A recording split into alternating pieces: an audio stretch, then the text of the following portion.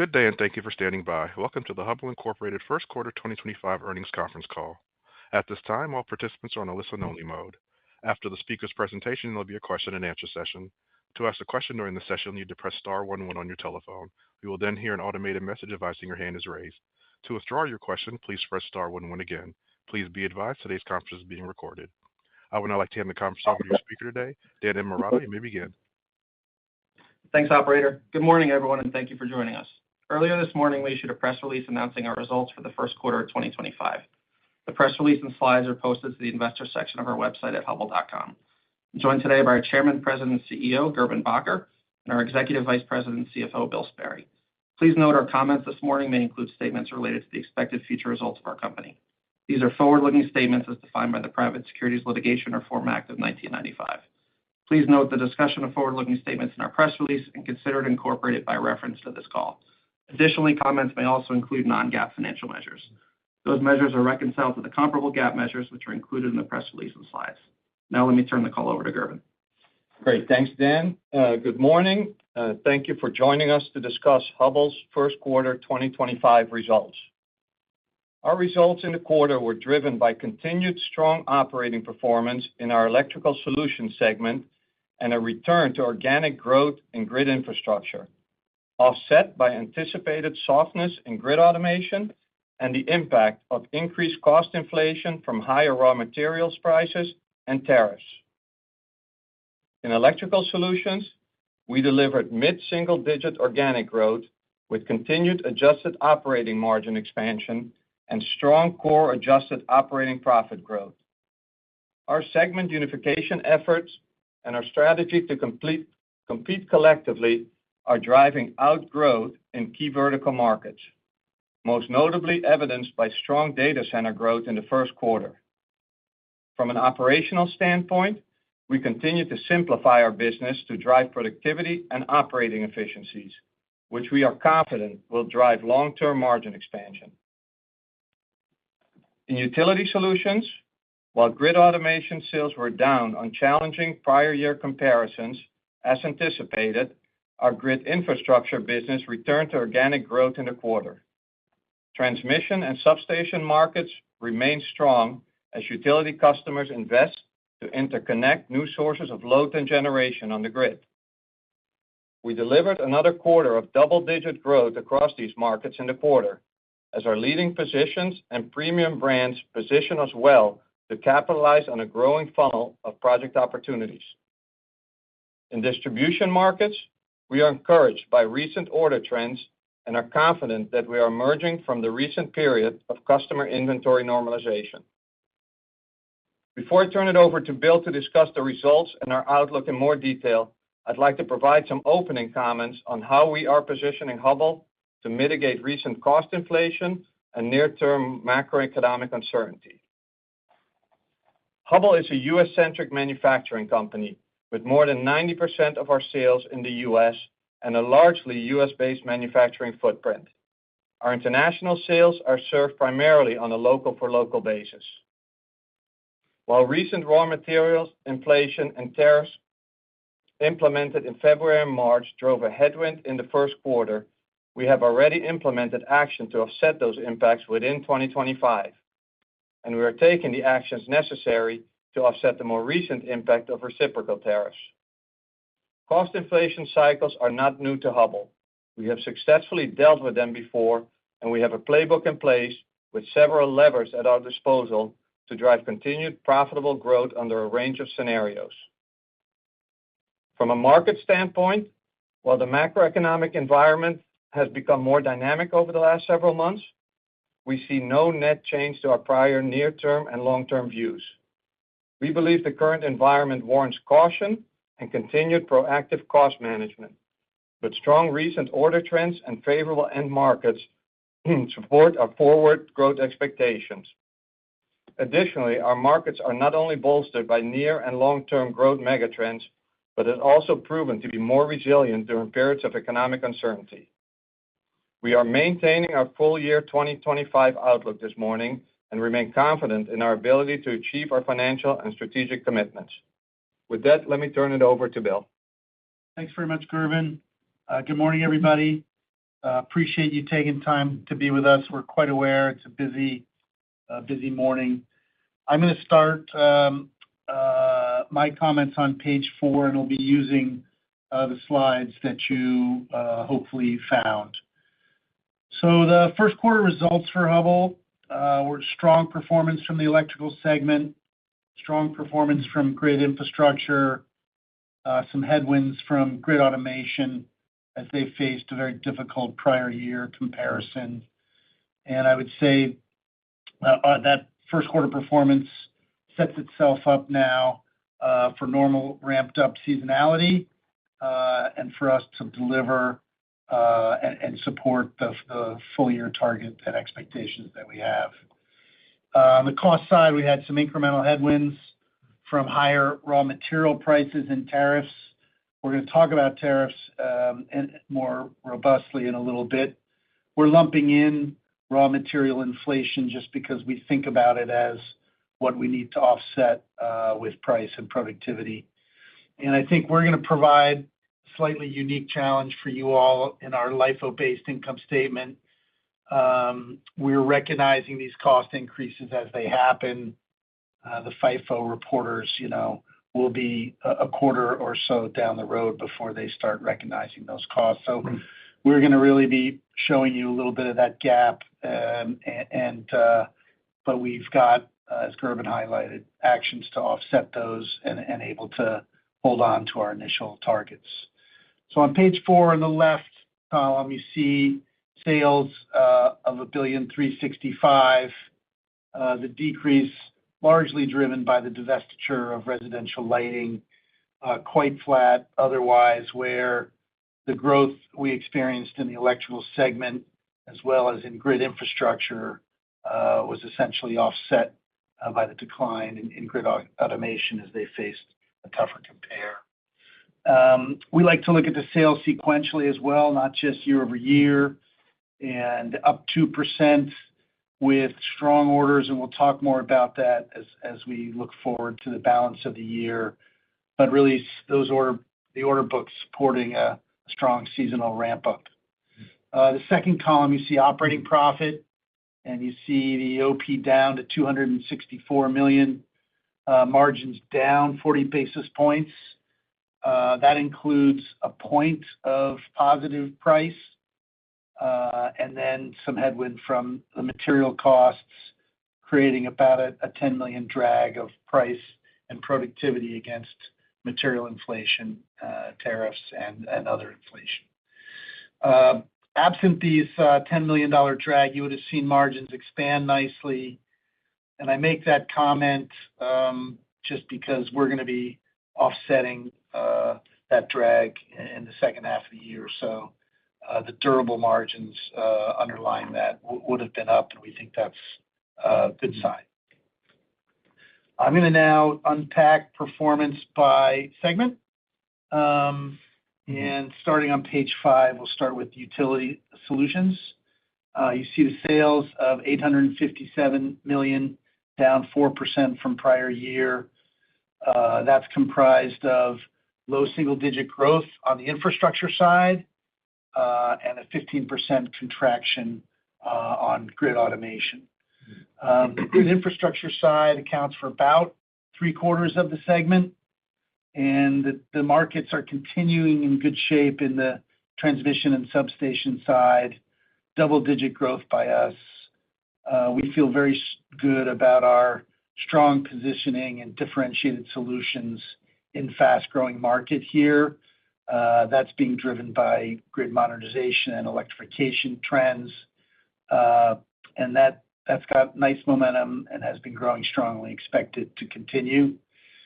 Distribution was down in the quarter, but again, importantly, sales and orders up sequentially.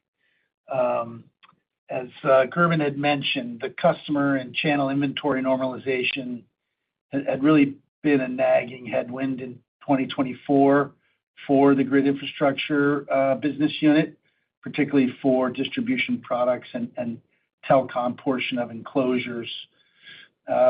We would say that by the sequential and orders, we would say that normalization period by the end of the quarter here, we've reached it, and the period of destocking is now behind us, we're happy to say. So we're looking forward to seeing kind of a book and bill to demand. The orders across all of grid infrastructure up double digits and up sequentially, and that's really a broad-based trend where we're seeing that in all three areas of transmission, substation, distribution, and telecom. On the grid automation side, you see that business being down teens, and that mid-teens, that compares to a prior year comp of up 30%. So certainly a tough compare. The sales are flattening sequentially from the fourth quarter, and we're seeing the large project roll-offs being backfilled by smaller projects and MRO activity. So I think we see grid automation now in kind of a steadier environment rather than being a consistent downdraft. We think it's nice, steady based on these smaller projects and MRO. The margins in utility, you see $180 million of operating profit, a decline of 80 basis points of margin. This is really where you see a lot of the price cost productivity headwind that we described. Our utility segment has a higher mix of LIFO units than does our electrical segment, and so we're seeing those costs hitting the P&L sooner here in utility, which is dragging those margins down just a little bit.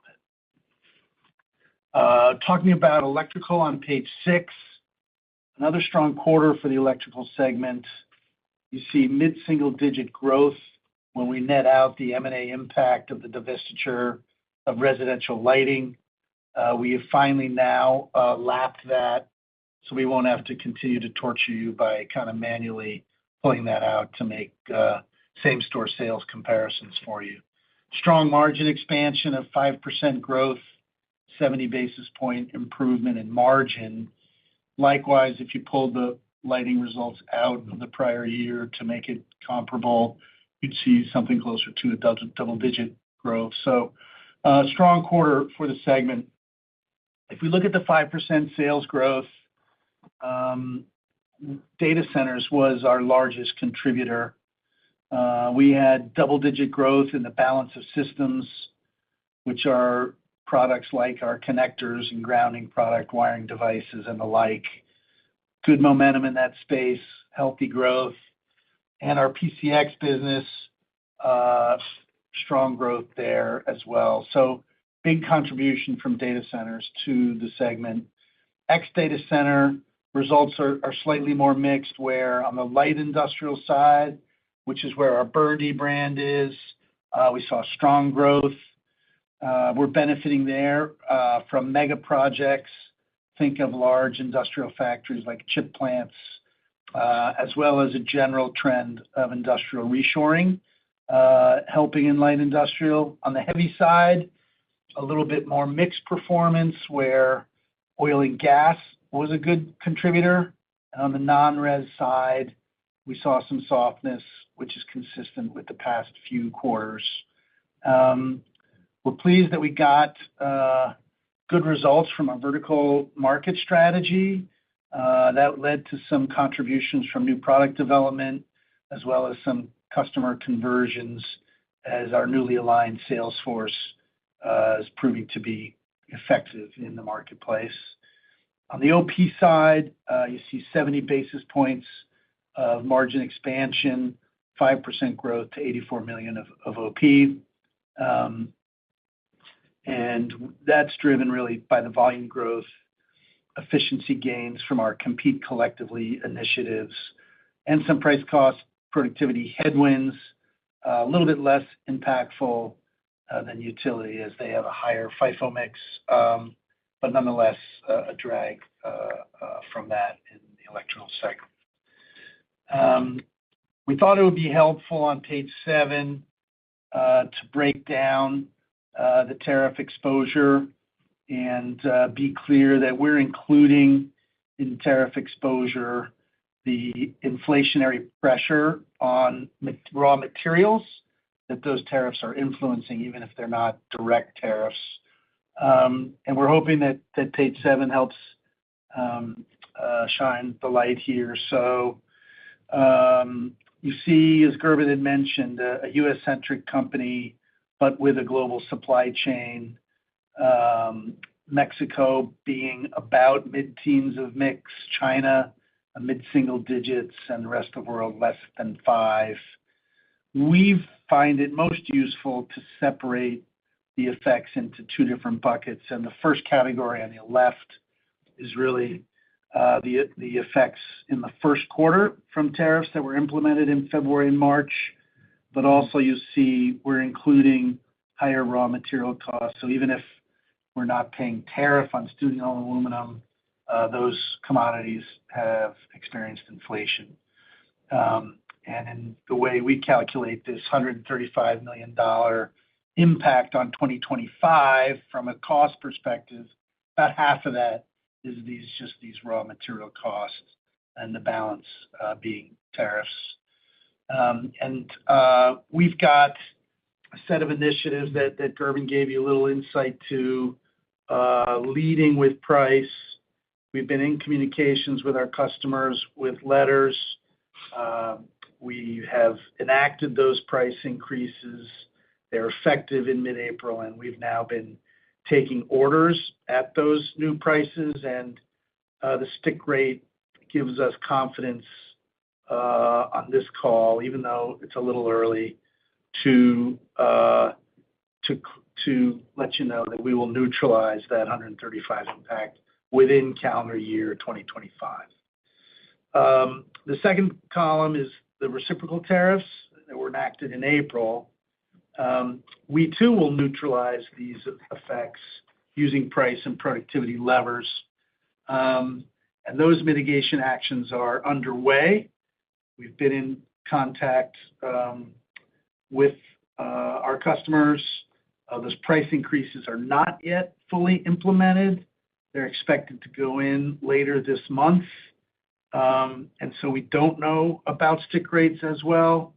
And so while we're confident we'll offset and neutralize these, it's not fully clear yet that will happen within calendar year 25, given the LIFO lag and the fact that we'll be recognizing these costs immediately. So you'll see when we get to the outlook page, we've given you a little bit of a sensitivity. We're targeting to get all of this offset and neutralized within calendar year. But it's possible it takes till the first quarter of next year, and we'll certainly keep you updated as those impacts become a little more clear. So our outlook is on page 8, and you see that we are maintaining our 2025 adjusted EPS outlook range. And that involves organic growth of 6 to 8%. We believe that the markets are intact, and so about half of that, or 3 to 4%, we think is going to come from volume, and the balance of 3 to 4% will be coming from price. And so those price actions, again, confident that we'll be offsetting that first phase of the first quarter tariffs and inflation on materials.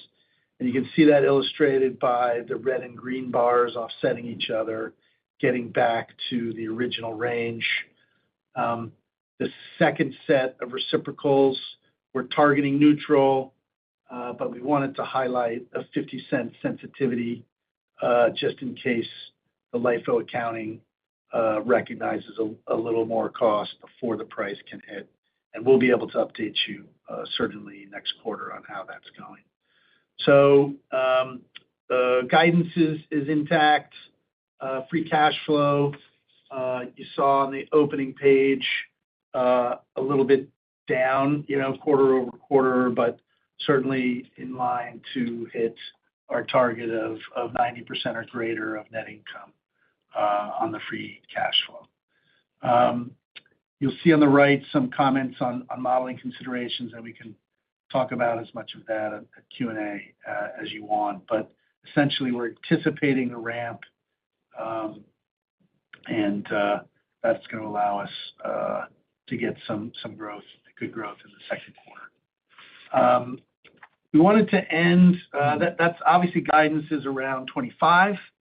We wanted to end on page 9 with some comments that maybe extend beyond 25 into 26 and beyond. And I wanted to talk about the balance sheet, which we think is in great shape. It's very poised to support an active level of investment as well as returns to shareholders. You can see in the graph, we're depicting for the 3-year period of 25 to 27, about $3.5 billion of operating cash flow. Burden that with CapEx gets to about $3 billion of free cash flow. With dividends and not anti-dilutive share repurchases, we get to about $2 billion of cash generation. That excludes and ignores the borrowing capacity inherent in the balance sheet, which would more than double that number.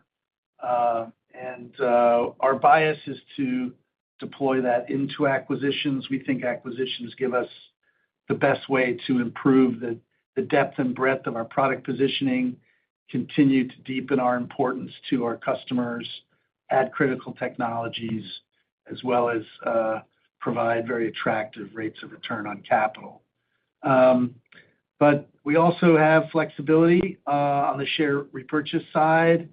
And just to remind everybody, our authorization on that side had been increased earlier this year, order of magnitude of $600 million of availability.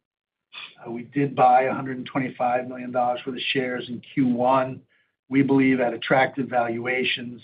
And certainly, the share repurchase lever is available to us, as you can see the balance sheet and capital deployment here.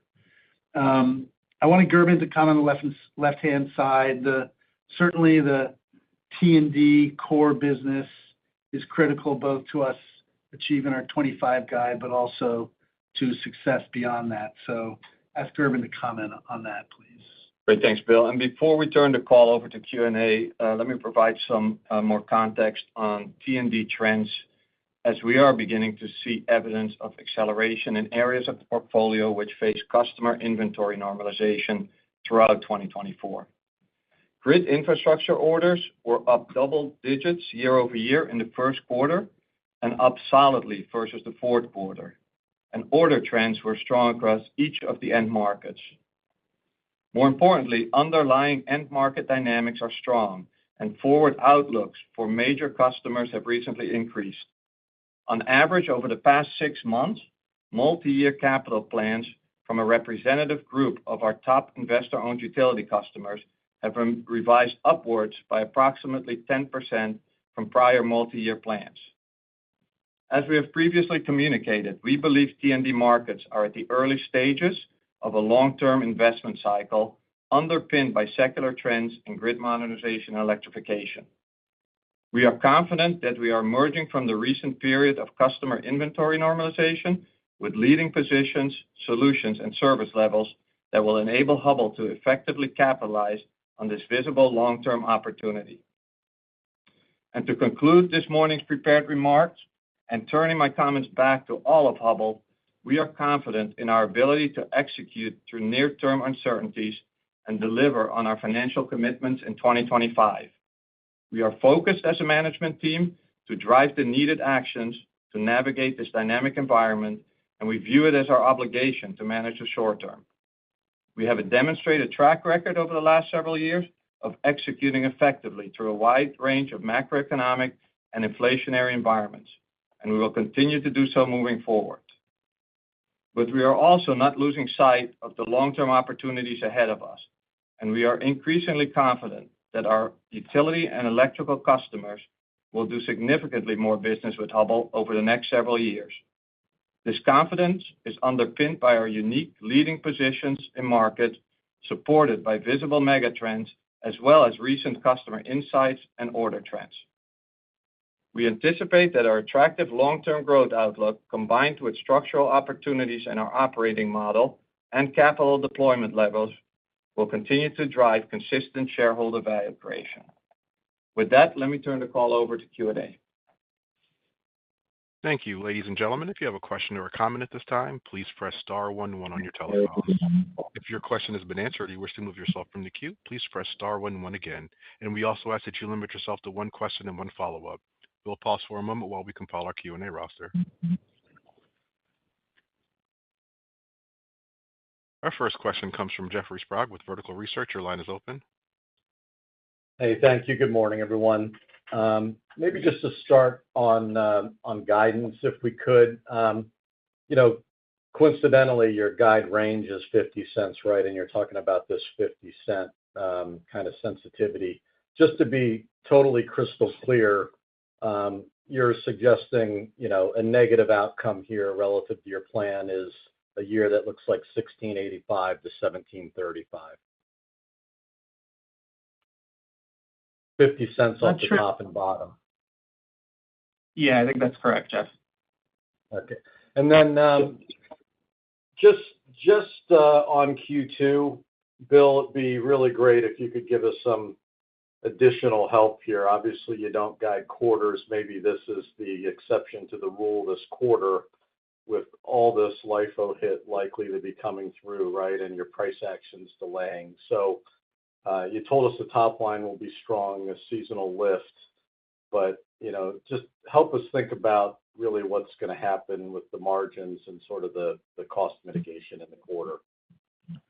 Yeah, so without giving guidance, I do think we can give you some insights that we have, Jeff, that hopefully would be helpful. So, on the top line, a typical seasonal sequential, would be in the high single digits. And certainly we'll have some price being pulled in there. And so I think thinking of getting sales growth year over year, in that mid-single digits range is certainly a valid, expectation. I think to your point on the LIFO lag, we're anticipating an order of magnitude of $20-ish million. Again, that's going into a recovery bucket in the second half, but the timing of that, we would have $10 million of that in the first quarter and $20 million in the second, Jeff. So I think those are the kind of primary drivers of the quarter. And Jeff, if I may make a comment back to your first question, I think you're correct to interpret both sides of the guidance to be down 50 cents. I would say, though, that this at this point is merely a sensitivity analysis rather than a guide. And the actions that we have in place are to neutralize this. And there's a lot of uncertainty still, even on the tariffs, right? There's a lot of discussions about, are these tariffs going to be pulled back?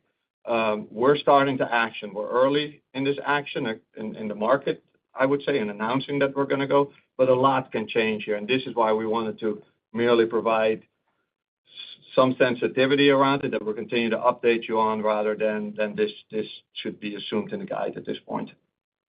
Great. I appreciate that. And then, Gerben, just to follow up, on how you're thinking about utilities, would you expect, you talked about their budgets, right? Their budgets will be what they'll ultimately be, but do you expect just then a shift within their budgets between, price and volume, or, are they, determined volumetrically to get, certain things done, that would suggest maybe, there's some upside here actually, as they need the volume, and then we'll have to deal with the price because it is what it is.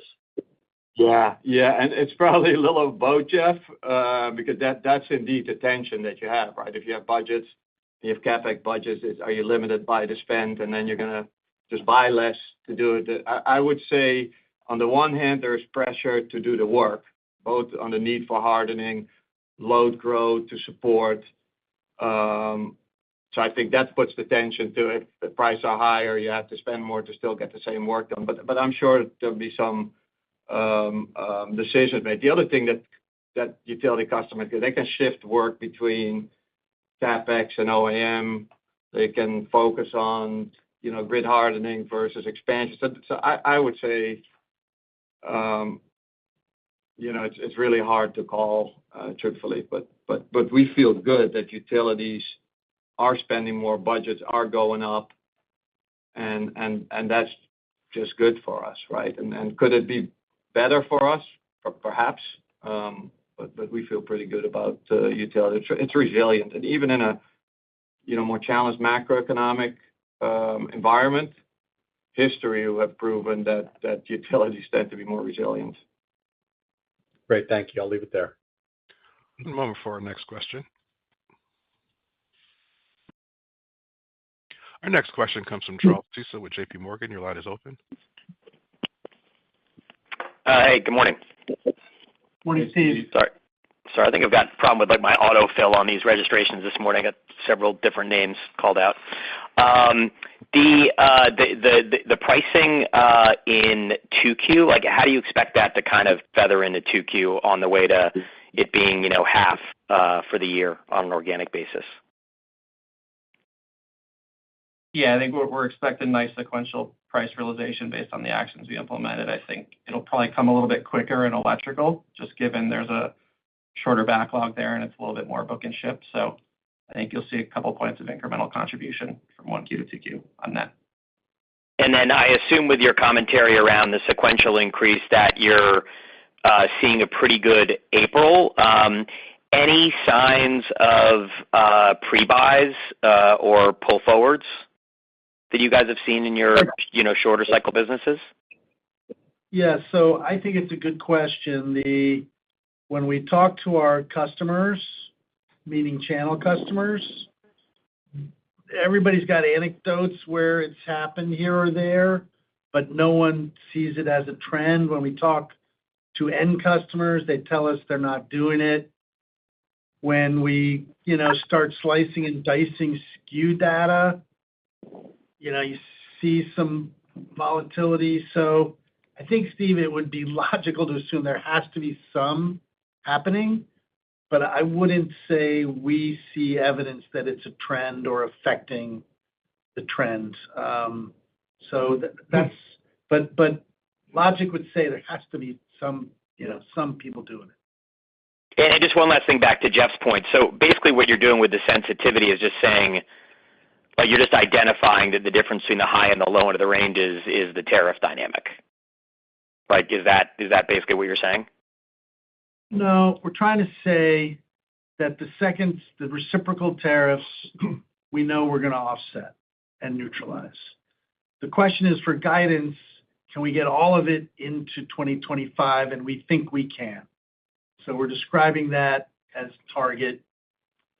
We just we just thought it was responsible to say that with the LIFO lag, there just could be a sensitivity, but we're targeting to not have it. And we just wanted to introduce that to you. That's all.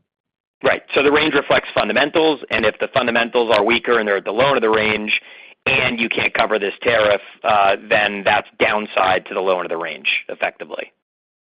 Yeah, those two things, if both of those happen, you'd be below, yes. Yeah, okay, great. Thanks a lot, guys. Yeah. One moment for our next question. Our next question comes from Nigel Coe with Wolfe Research. Your line is open. Thanks, guys. So just wanted to maybe home in on the second quarter. If we're taking the $20 million of PCP headwinds in 2Q, does that suggest that EPS is sort of flat or slightly down year over year, Bill? I think it would be if all that played out, you'd be in a comparable range. I think, yes. So flattish overall, yeah, okay. And then how do you think about price elasticity? And maybe just broaden that out into kind of the sort of feedback from the customers on the price increases announced so far. Some companies are factoring in elasticity. I don't think you are, but just curious kind of what the reaction has been. And then when you think about, the mix between surcharging versus price increases, I think historically you've gone with price increases, but any sort of merit on surcharging just given the volatility in these tariffs? Yeah, maybe I'll start, Bill, and fill in. I would say for the first round of tariffs, this has been much more inflationary across the broader portfolio, right? Because we indicated more than half of it is actually the commodity steel, copper, aluminum, which is more broadly used. And we implemented more broad pricing actions, and the early evidence of that, and it's early, as in a couple of weeks now. Looking at the order rate, is that's sticking pretty good. So I would say, low elasticity in that. The second round of tariffs, which is, primarily China-driven, that then becomes more targeted to certain product lines. And I'd say in certain product lines, we're probably slightly disadvantaged, and other product lines we're slightly advantaged. But there too, we're not only taking price increases, we're doing a lot of work negotiating with suppliers, realigning supply chains where we can, other cost actions to offset, and then, of course, at the magnitude of these tariffs, pricing as well. So, we're still planning for this, and we expect to get the price, but I'd say this one is a little more targeted to certain product line, and so, could there be some elasticity in certain product line? There could be, and we're thinking through that, I'd say. But I'd say overall, we're not disadvantaged in the broad picture to our peers, we believe. So I would answer, Nigel, that we did factor in price elasticity into this guide. And as Gerben said, we're not expecting a lot in the first bucket. Second bucket does contemplate some, and that's what's embedded in driving some of the sensitivity. As far as your surcharging point, I think you're right to point out that we have stayed away from that in the past and relied on price increases. One of the reasons we like, and I think we'd stick with that, and a good example would be we're facing higher steel and aluminum costs, even though we're not paying tariffs. And that's general. But so in a surcharge, there's not a tariff there, so you wouldn't get it, versus can you just price for that? Things like freight inflation, wage inflation, you can just pick up other drivers. And so, I think we've thought of it more in the price increase than in the surcharge. Surcharge cap. Yeah. Yeah. And just one quick follow-up there. Gerben, you mentioned you don't think you're disadvantaged. I would have thought the other way around, actually. So I'm just curious, especially in the electrical SKUs. I would think you're still seeing a lot of imported products, in some of the more, lower value commoditized SKUs. So I'm just curious if you see opportunity to gain share from some of that imported product. Yeah, I'd say broadly, probably not.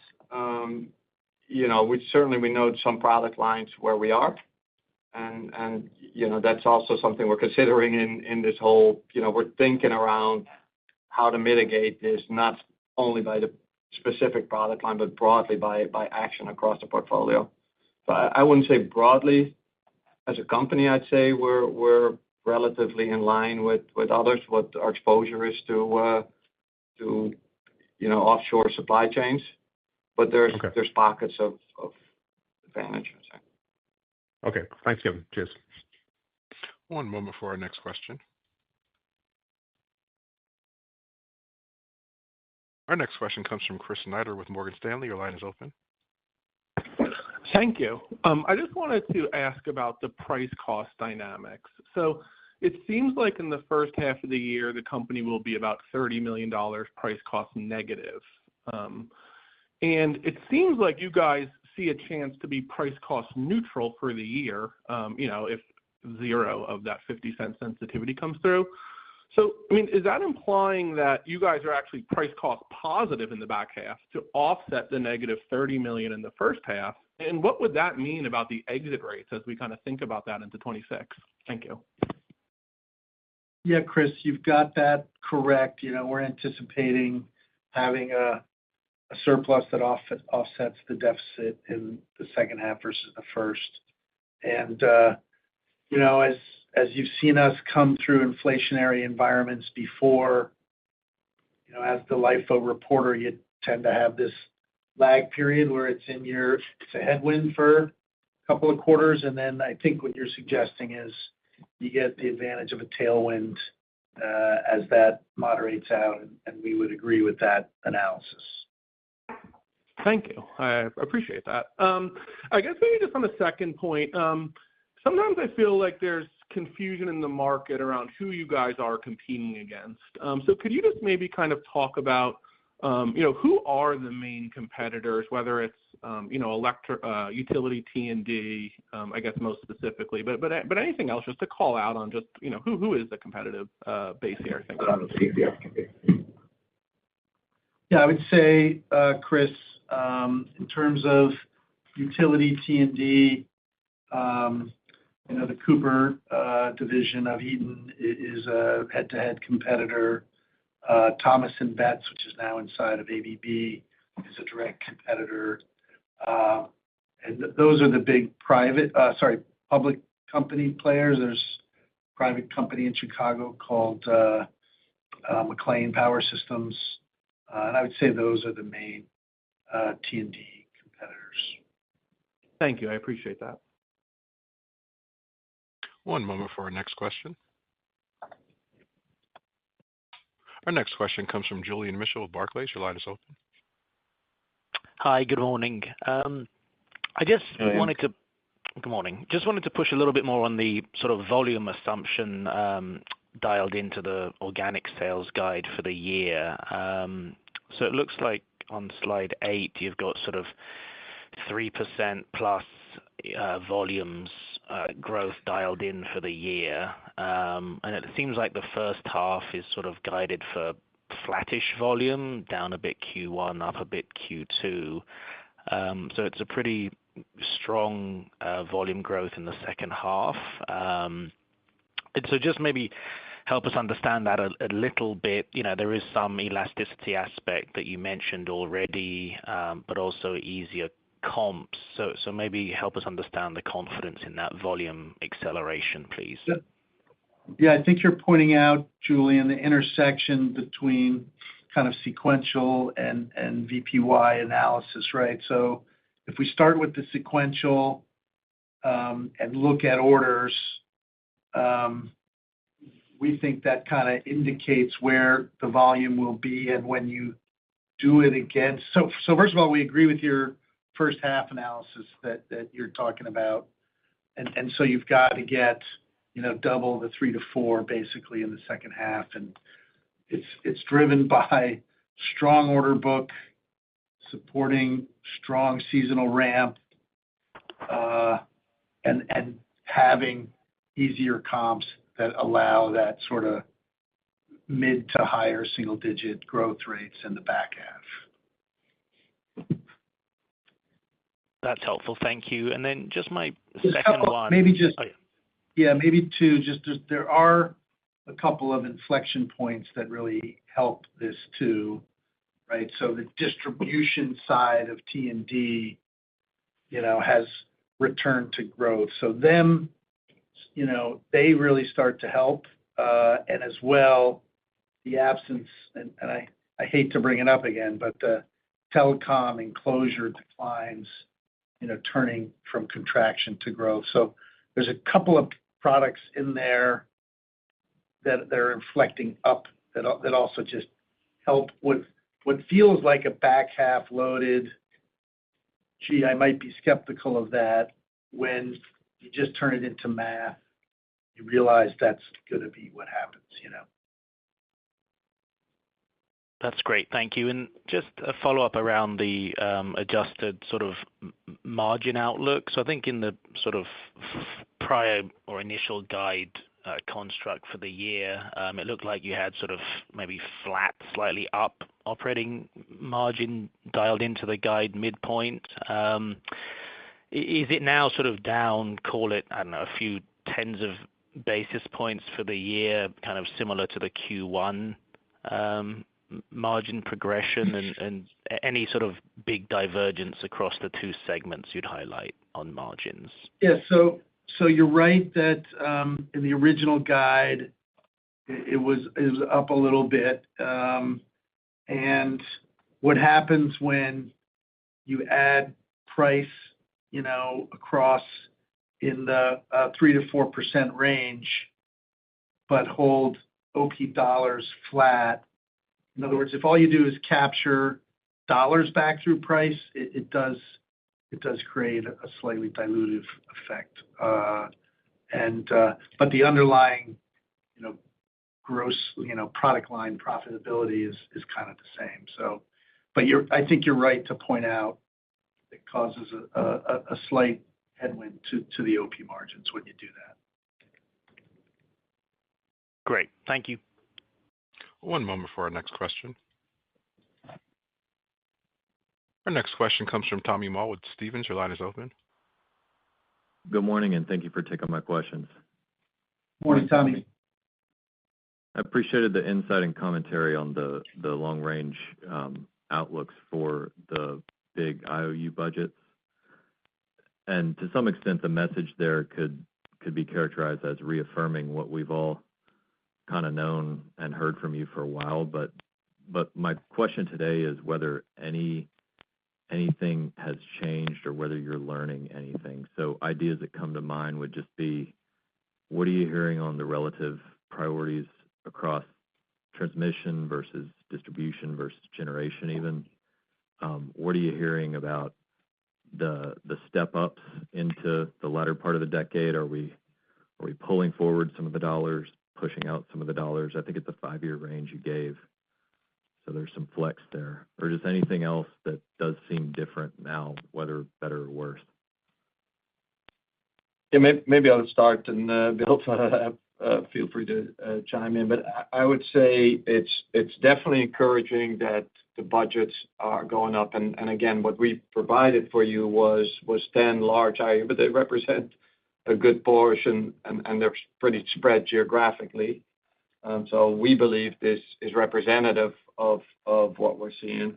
Certainly, as we've communicated, I'd say transmission and substation particularly strong. We continue to see that both with the interconnections that are being made, as well as new substations that are supporting data centers and other load that's coming up. But distribution is, in our view, also good. You see, hardening projects within that step up happening as well. As far as the timing and what we tend to see with these, and we saw this in transmission spend as well, that you see, a few years where it shows up and then it kind of flattens, and you even, see it come down.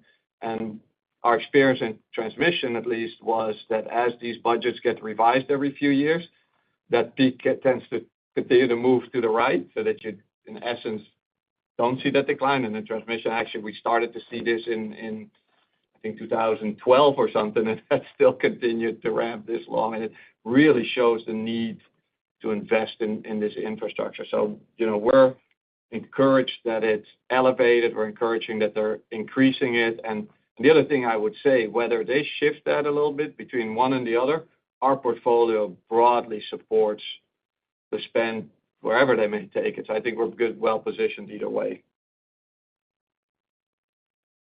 Thank you, Gerben. And Bill, I wanted to talk about the M&A environment here. You reminded us of the upsized budget that you established. I think it was at the last Investor Day. So a lot of dollars to deploy there. Your preference is clearly M&A. But in this particular environment, I'm just curious what your discussions look like, given the uncertainty. Yeah, it's interesting, Tommy. I'd say the pipeline is reasonably active, and we continue to pursue actively a number of situations. Each one is different, and there is an interesting question of these long-term trends, which, as you said, we're just reminding each other of, versus is there some general volatility around higher interest rates and potential inflation and the news of a first quarter contraction in GDP. And, we're not sort of feeling that uncertainty. I don't see it. It hasn't been creating any chill in our type of M&A market. I think maybe large-scale public-to-public, MOE type stuff, it probably does. But in sort of these kind of things that we're looking at, I think, Tommy, a lot of conversations are continuing, actually. Great. Thank you, Bill. I'll turn it back.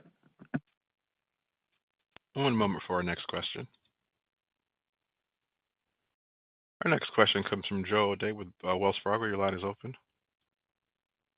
Hi, good morning. Wanted to start on kind of first half, second half organic growth dynamic, just in terms of it seems like for the total company that might be kind of around 10% growth in the back half of the year. But when you see a little bit more of the tariff pressure tied to the utility side, just any color on how we think about that between the segments and whether that would be low double digits utility in the back half and high single digits electrical, or if the spread might be wider based on that tariff exposure. Yeah, I think the math you're doing would imply a ramp up in the second half, certainly, Joe. And part of that's, again, price realization kicking in. And again, that takes a little bit longer on the utility side, just given the backlog. I wouldn't say the tariff exposure is more utility weighted, though. It's probably a little bit more electrical weighted when you look at it that way. So I think both sides will sort of see a similar kind of price contribution. And therefore, somewhat similar back half of the year organic growth rates based on the framework you have? Yeah, I mean, again, volume will be a little bit different. That sort of ramps up as utility progresses throughout the year. Okay, got it. And then could you expand a little on the sourcing from China in terms of, I don't know if it includes any raws or if it's all components, what kind of verticals you would be sort of sourcing in terms of the end markets that you serve and where China would be a good source today? And then, what you're evaluating in terms of, that mid-single digit exposure and how you think about that moving forward and alternatives. Yeah, Joe, and I think I'm glad you kind of asked about how we think about it going forward. So it's worth noting probably that we've cut our exposure to China in about half over the last several years. And that's been a function of a couple of businesses that we sold, and as well some onshoring or reshoring and supply chain kind of redundancy work that we had done.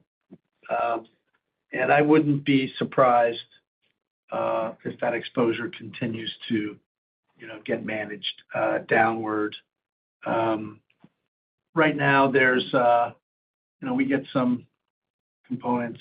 There's not a lot of PFR, but mostly more components and things coming in that we can figure out, I think, over time how to diversify that supply chain ultimately. Yeah, so maybe the only thing I'd add, it's mostly components, and then we do some manufacturing in China as well. So, the actions, again, that we're taking is negotiating with suppliers right now. It's cost sharing. We're working with some of our supplier partners who are, moving their production out of China to other areas. We've moved some of the source, in particular during COVID. We worked a lot on resiliency back then for a different reason, to create multiple suppliers, and we're doing work right now to move more of that volume to where it's most beneficial. So there's plenty of action taken, but again, reminding you that it's at the end still a very small percentage of our overall cost of goods sold, so manageable. Thank you. One moment for our next question. Our next question comes from Nicole DeBlas with Deutsche Bank. Your line is open. Yeah, thanks. Good morning, guys. Morning, Nicole. Just kind of piggybacking on, I think it was Julian's question earlier about margins for the full business, and you guys kind of acknowledged like probably down year on year. Is that the case in both segments? Because electrical still saw a little bit of margin expansion in the first quarter despite the tariff headwinds. Curious if that can kind of continue throughout the year. Thank you. Yeah, I think, Nicole, because you're right to say underlying the margins going up, but this effect of having price that's basically just offsetting cost is what would create the headwind, and I think electrical would experience that as well. Okay, understood. And then I know it's a small part of the business, but obviously pretty volatile in recent years. What are you guys seeing in telecom now? Has that actually improved to growth, or is that something that you expect to see as we kind of move through the year? Yeah, we're seeing the sales decline flatten and the order book growing, and the compares getting easier to grow against, and so that actually, Nicole, feels like it's inflected to us. Thank you. I'll pass it on. One moment for our next question. Next question comes from Brett Lindsey with Mizuho. Your line is open. Hey, good morning, all. Morning, Brett. Wanted to come back to grid automation. So down 15%. I guess how did that track versus the internal expectation? And then implicitly, the utility meters business was down much more than that. You had guided that business down high singles for the year. How has the outlook changed, relative to the original expectation? Yeah, so I'd say the quarter for that was softer than we had anticipated. But I do think there's encouraging signs of smaller project wins, and the MRO, portion of the business is starting to create, Brett, a floor where they can kind of operate at a level now and not be, for example, some kind of falling knife. And so we're actually encouraged as thinking about the sequentials actually flattening now and being able to kind of run it from here, but a little more modest probably than we originally thought as the year started. Yeah, maybe the additional context on that is, as Bill said, a little softer, but offset by stronger T&D than we had initially anticipated, and both of these are embedded in our guide for the full year. All right. Yeah, that's helpful. Thanks. And then just one more on utility distribution. So the strong orders up double digits. I guess, are there any other indicators or anecdotes from large utilities or inventory data from distributors that gives you more confidence that the destocking has really run its course here? Yeah, I would say all the above. Certainly dialogue with distributor customers, dialogue with end customers. It does suggest that inventories are much more in line with originally targeted. I mean, it's a slightly, the topic has some tentacles. There's lots of SKUs, lots of customers, lots of geographies. So there could be some pocket in a geography with a customer of a SKU where they still want to work it down. But we would argue that you won't see it. We'll be able to grow now to the extent, and those little small things will be not visible. And we feel I know we've been begging your patience probably for the last 5 quarters or so, but we think we're here now and ready to grow D, and that's fantastic news. Appreciate the insight. And I'm not showing any further questions this time. I'd like to turn the call back over to Dan for any closing remarks. Great. Thanks, operator. Thanks, everybody, for joining us. I'll be around all day for follow-ups. Thank you, ladies and gentlemen. This does conclude today's presentation. You may now disconnect.